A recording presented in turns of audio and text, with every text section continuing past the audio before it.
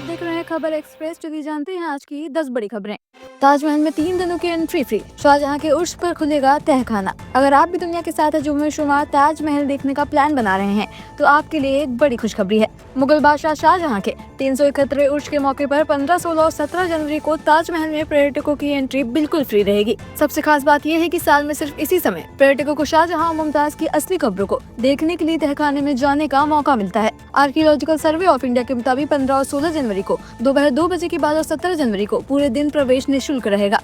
PM Modi का बड़ा कदम, 42 देशों के दिग्गजों के साथ दिल्ली में शुरू होगा लोकतंत्र का महाकुंभ।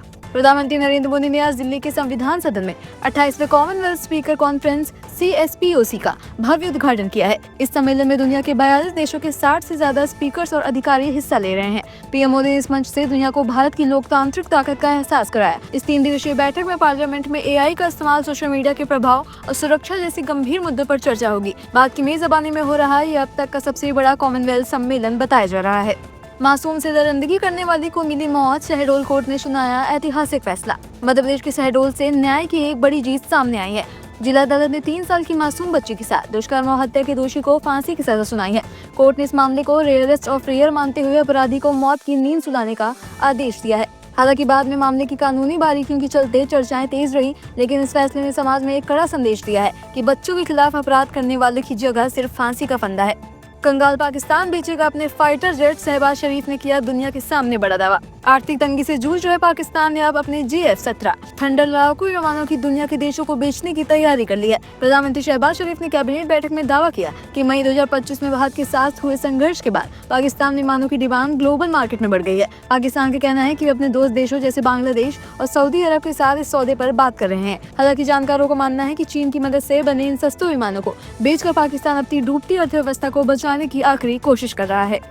मुंबई का राजा कौन, एग्जिट पोल में महायुति की आंधी, उद्धव कैंप को बड़ा झटका। महाराष्ट्र के नगर निकाय चुनाव की वोटिंग खत्म होते ही एग्जिट पोल के नतीजे सामने आ गए हैं। मुंबई महानगर पालिका के एग्जिट पोल की माने तो बीजेपी और शिंदे गुट वाली महायुति को भारी बहुमत मिलता दिख रहा है।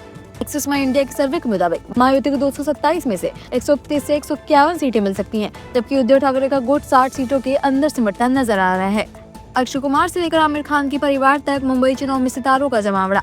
मुंबई में कल वोटिंग का दिन था और बॉलीवुड के सितारे भी अपने घरों से बाहर निकलकर लोकतंत्र के इस उत्सव में शामिल हुए। खिलाड़ी अक्षय कुमार ने सुबह सुबह लाइन में लगकर वोट डाला और लोगों से अपील की कि वे असली हीरो बने और मतदान करें। उनके साथ ही सुनील शेट्टी, जॉन इब्राहिम, हेमा मालिनी और आमिर खान की बेटियों ने भी वोटिंग की। फिल्मी हस्तियों ने साफ तौर पर कहा है कि अगर मुंबई को गड्ढा मुक्त और सुरक्षित बनाना है तो वोट डालना सबसे जरूरी है।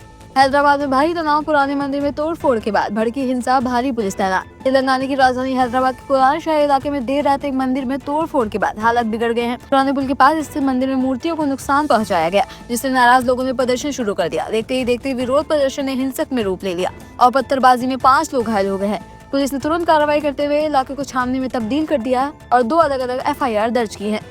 कुल्फी बन गया उत्तर भारत, राजस्थान हरियाणा में पारा 0 के नीचे, स्कूलों में छुट्टियां। उत्तर भारत इस समय भीषण ठंड और कोहरे की चपेट में है। राजस्थान के फतेहपुर, हरियाणा के गुरुग्राम में तापमान 0 से भी नीचे चला गया है, जिससे खेतों में बर्फ की चादर बिछ गई है। कड़ाके की ठंड को देखते हुए गाजियाबाद और दिल्ली NCR के कई इलाकों में स्कूल की छुट्टियां बढ़ा दी गई हैं और समय भी बदल दिया गया है। मौसम विभाग ने चेतावनी दी है कि अगले कुछ दिनों तक कोहरे और शीतलहर से राहत मिलने की कोई उम्मीद नहीं है, इसलिए घर पर रहें और सुरक्षित रहें। ईरान में गृह युद्ध जैसे हालात, भारत सरकार ने जारी की इमरजेंसी एडवाइजरी। ईरान में सरकार विरोधी प्रदर्शनों ने हिंसक मोड़ ले लिया है, जिसके बाद भारत सरकार ने वहां रह रहे अपने नागरिकों के लिए सख्त चेतावनी जारी की है। तेहरान स्थित भारतीय दूतावास ने सभी भारतीय छात्रों और पर्यटकों से जल्द ईरान छोड़ने की अपील की है। प्रदर्शनों में अब तक हजारों लोग की मौत हो चुकी है और पूरे देश में इंटरनेट बंद कर दिए गए हैं। सरकार ने हेल्पलाइन नंबर भी जारी किए हैं ताकि वहाँ फंसे लगभग 10,000 भारतीयों को सुरक्षित निकाला जा सके। तो ये थी आज की 10 बड़ी खबरें। ऐसे ही रोज बड़ी खबरों को जानने के लिए हमारे चैनल को सब्सक्राइब करना बिल्कुल न भूलें। धन्यवाद।